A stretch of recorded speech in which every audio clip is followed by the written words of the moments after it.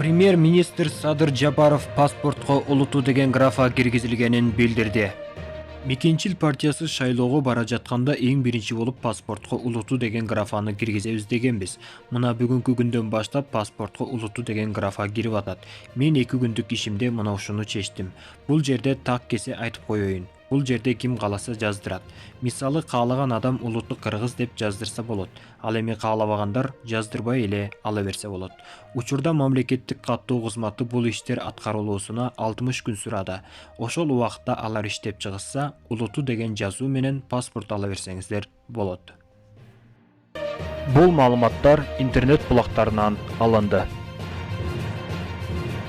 Сиз биздин каналда алгач ирет болуп жатсаңыз, анда каналга катталыңыз.